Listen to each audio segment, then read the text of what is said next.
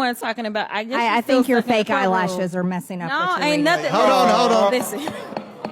Order. Mr. Chairman, That's beneath would even you you, please Green. regain That's order beneath of your you. committee? Order. I do have a point of order, and I would like to move to take down Ms. Green's words.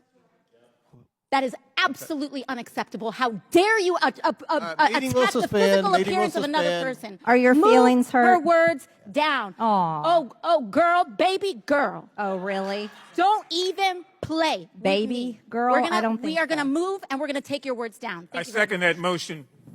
So who will have to pay? Okay. Ms. Green agrees to strike her words. I believe she Intimidated. Are you intimidated? No. What's the answer? Listen, here's the reality. Now, I can't speak for anybody else, but I used to ask myself, if I was a part of the civil rights movement back in the day, what role would I play? Never imagined that I would be able to play this type of role, because we know that they had to fight so that seats like this could exist in the Congress in the first place. So as only the 55th black woman elected to Congress, knowing that people fought for what they could not see, I think that I owe it not only to the generations that came before me, but the generations that are coming behind me. If they could risk their lives, if they could be jailed, if they could be beaten, and do it all for somebody that they never knew would exist, known as Jasmine Crocket, then I can do just a little bit by making sure that I raise my voice. And to be perfectly honest, I know that they all talk about how Christian they are, but I am the child of a preacher, and I am going to say that God has not given me a spirit of fear. So I will not be intimidated. I will not be scared. I know that what I am doing is right. No matter how they try to persecute me, no matter how many lies they put out against me, I will stand strong, because I know how I got here, and I know that the generations coming behind me deserve it. Thanks, y'all. Thank you, Congresswoman. Marjorie Taylor Greene and her behavior is such an example of the power that white supremacy plays on people's psyche, self-esteem, particularly in the workplace. But first, I'm Randy B., the DEI disruptor. So back to Marjorie Taylor Greene and how she tried hard to belittle Representative Jasmine Crocket. You know, she felt comfortable demeaning her in public in a formal session. And I believe that is because of white supremacy. And this is the role that it plays.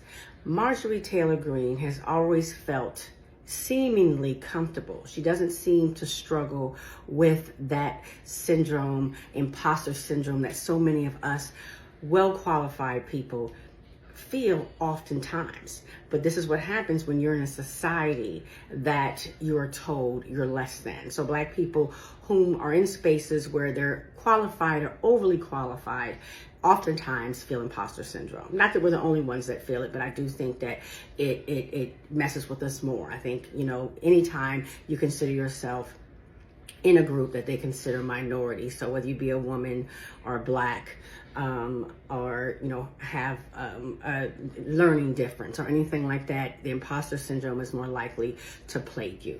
Whereas white supremacy and patriarchy helps people to feel more comfortable in places, even when it's not deserved.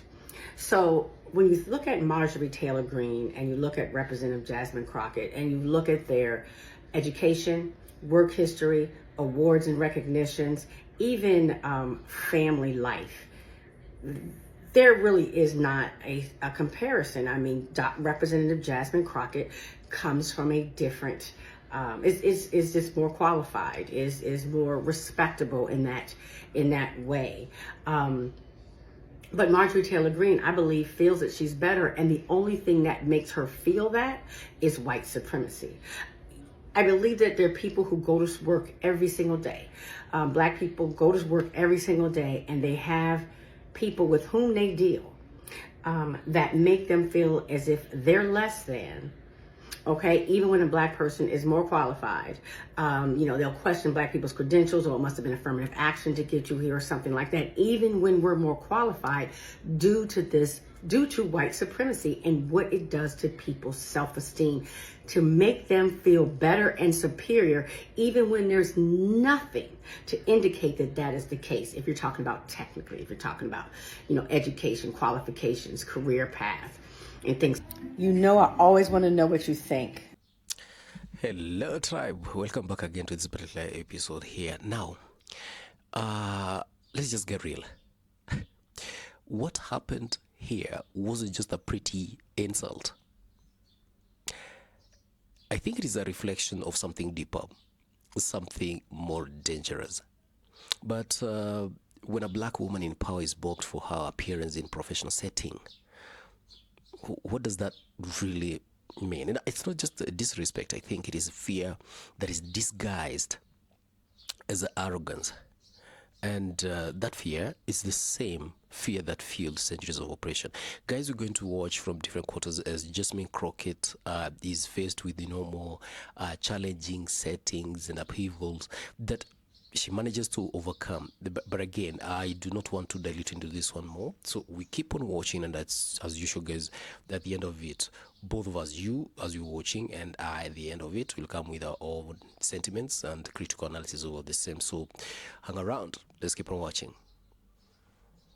How long are y'all gonna go hard for Jasmine Crocket? She's not for you. She's not for the people. She's putting on a show and she's lining her pockets. If she actually really cared about the people, she would be going for more money. Instead of saying that the United States government isn't in the business of handing out money, even though they're giving it to men who sleep with other men in South Africa, even though they're giving it to Ukraine by the billions, even though 100 billion of that money is missing, even though they're giving it to all of these migrants who have come in and have not paid into this system at all, even though they're giving the money to, obviously, these lawmakers who are compounding their money exponentially by the year. Jasmine Crocket is saying that America is not in the business of giving money to its citizens. What? But she could be fighting for us to be getting more money. The argument could have been, instead of 20% of the savings going back to the American people, why is it not 50% of the savings going back to the American people? Why is it not 70% of the savings going back to the American people? No, that was not her argument. She said, what can $5,000 do? And she said they're not in the business of giving us money. $5,000 could do a whole lot for a whole lot of people, actually. $5,000 could do a lot for me. I know that. That's helping somebody get out of credit card debt. That's 6 months of somebody's car payment. That's childcare. That's groceries. That's repairs around the house. That's healthcare and medical bills. $5,000 can actually be pretty life-changing for the average American, but Jasmine Crocket is not the average American, nor does she care about the average American. I don't know when y'all gonna pick that up. Do you know what we're here for? You know we're here about AG. I don't think you know what you're here for. Well, you the one talking about. I think your fake eyelashes are messing up. No, what you're ain't reading. nothing. Hold on. Listen. Order. Mr. Chairman, That's beneath would even you please regain the order of your committee? Order.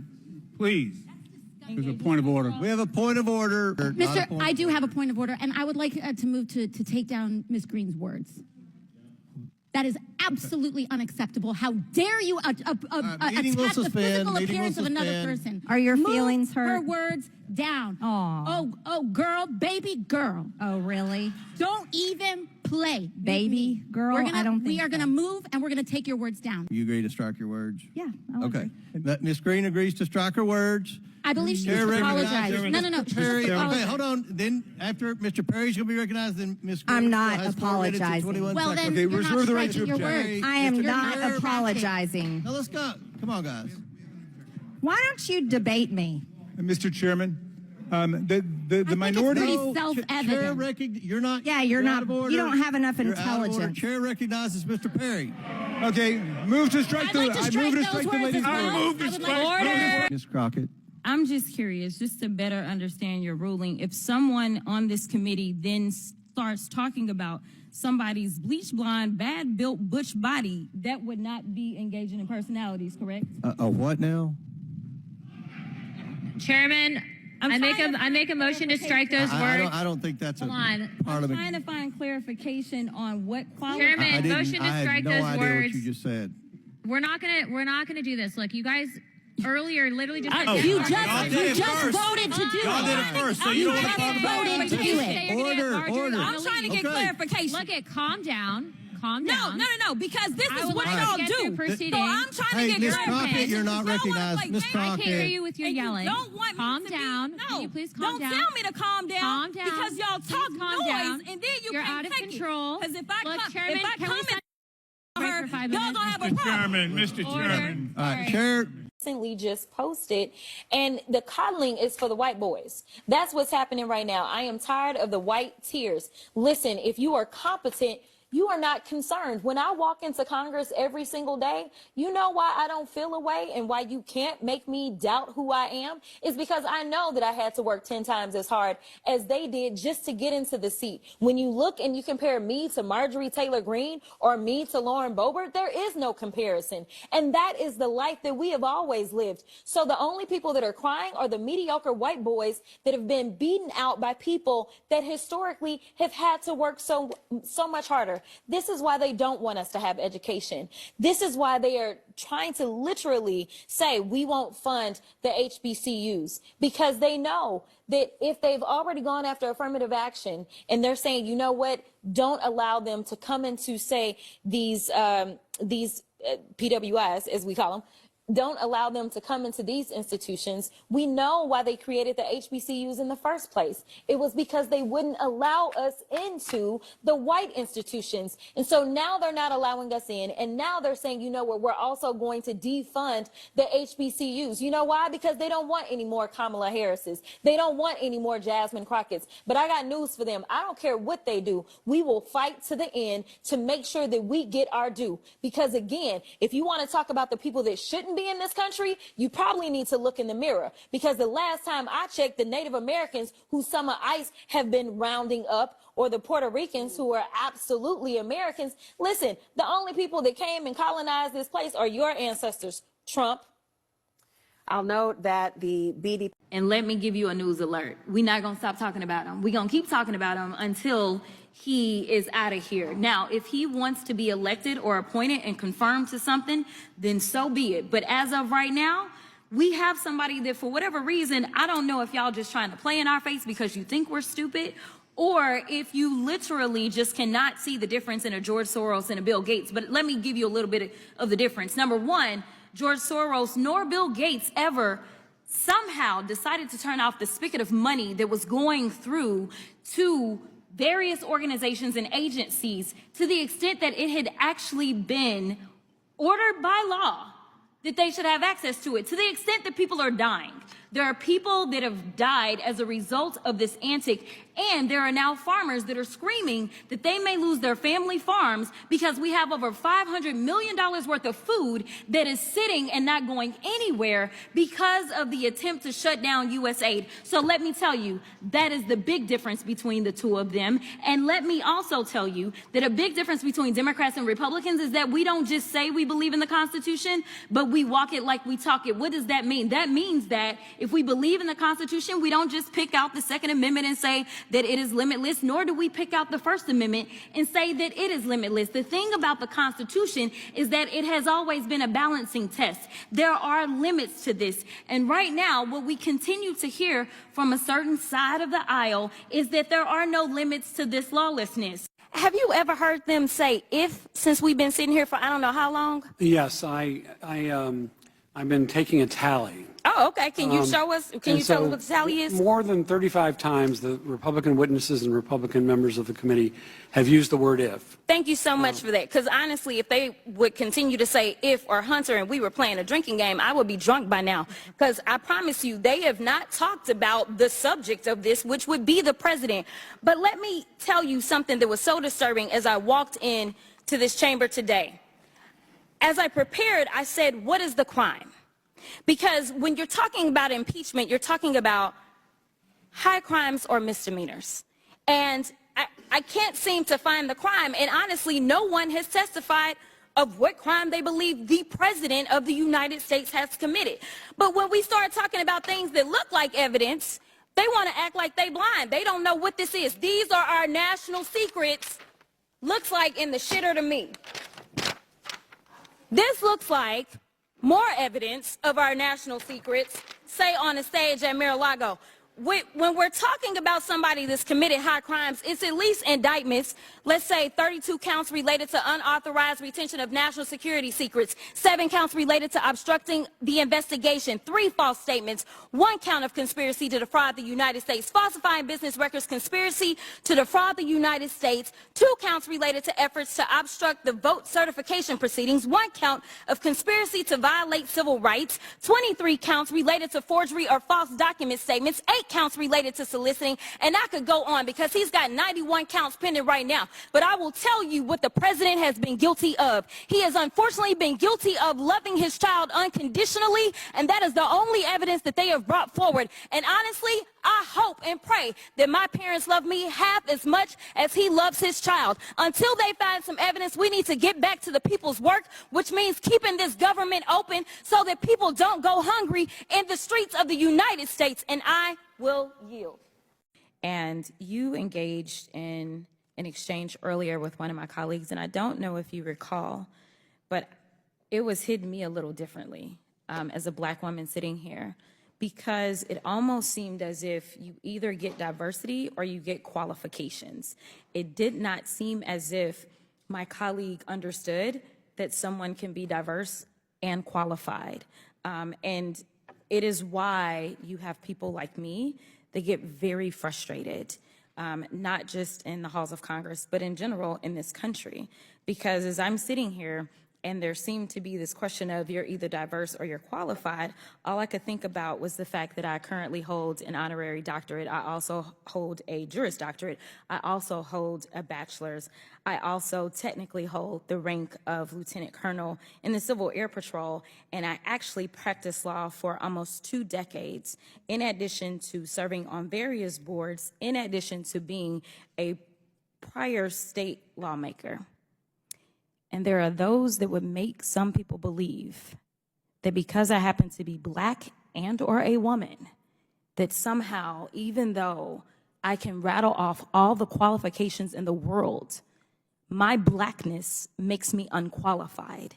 Mr. Talcove, do you know how much money a day Mr. Musk will receive from the federal government for his contracts? No. The answer is $8 million a day. Just last year, Elon Musk was promised $3 billion from close to 100 contracts with the federal government. Ms. Royal, do you know how much the average person in this country who survives on Social Security, one of our seniors who's worked their entire life, about how much they have to survive on a day? I do not. $65 a day. We're not looking into Elon Musk's $8 million a day. This subcommittee, chaired by Marjorie Taylor Greene and the House Republicans, is looking into your grandmother's $65 a day. Let me be clear. I think we would all support taxpayer savings, look into money we might needlessly send to billionaires and big corporations, find taxpayer savings, and send it back to your hardworking family. But instead, what House Republicans and the Trump-Musk administration want to do is they want to look into your kids' lunch money, your kids' teacher's salary, into your grandparents' Social Security. They want to take that money and give it out in billionaire tax cuts, and they're talking about that in committee tomorrow, in Budget Committee tomorrow. They just released their plan. So let me be clear.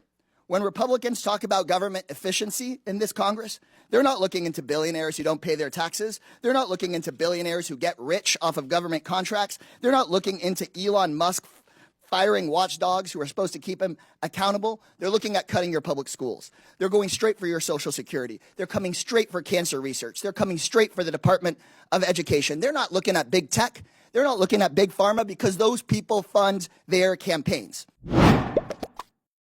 Unfortunately, the Republicans in the House have decided they don't really care. Whatever Elon wants to do, who cares that they got elected to office? They're going to collect their checks. They're going to take the congressional delegation trips around the world, and that's pretty much all they're going to do and campaign for the next election through sitting through committees. But at the same time, we know that Elon Musk supposedly does not have any authority whatsoever, according to the White House, at least in their court filings. But the idea that this guy thinks that he can go in and send out an email to the entire federal government and have everyone report to him when at the same time they're saying that he has no authority is bewildering to me. But I'm going to tell you who also has shocked me. Some of the leaders of these organizations that have said, we are not going to relinquish our duties. We understand our jobs. We understand that these people report to us and they don't report to Musk. And so with that, I do want to applaud anybody that at this moment has the audacity to actually do what they were either elected to do or do exactly what they are paid. Hello tribe, welcome again to this particular show here. I go by Sherlock in case you're bumping across it for the first time. Now, in today's video, you're going to react on the comments made by a black Congresswoman and a white versus a white one. Now, we've watched that on clip from the very beginning, but again, when respect is a threat, why black voices in power still scare white supremacists? Now, and again, we're going to get real here. What happened here is that it's pretty insult. It was a reflection of something deeper, something more dangerous. When a black woman in power is mocked for her appearance in a professional setting, is not just disrespect, it's a fear disguised as arrogance. I also do start corrected, guys. Let me know in the comment section exactly what you think. And that fear, it's the same fear that fueled centuries of oppression. Now, for black Americans, this isn't new. Every time one of us or one of the black guys steps into a space we weren't, let's say for example, meant to occupy, whether it is Congress, the boardroom, or a classroom, the pushback comes. Sometimes it's subtle, sometimes it's loud, and of course, but it's always there. Why? I think it's because our presence challenges a system that wasn't built without us in mind. And for those still holding on to ideas of white supremacy, this fear is their foundation. Now, the idea that black excellence, black intelligence, and black power could stand on equal ground or even surpass them shakes their entire worldview. So they attack. Not our arguments, not our policies, but our appearances, our tone, and our very existence. Guys, let me know what you think on the comment section of, what you just watched about this particular video. And of course, do drop me a tiny little comment on the comment section. It'll make me feel good about it. And of course, stay tuned because we're going to be uploading more of the kind. Stay tuned, tribe.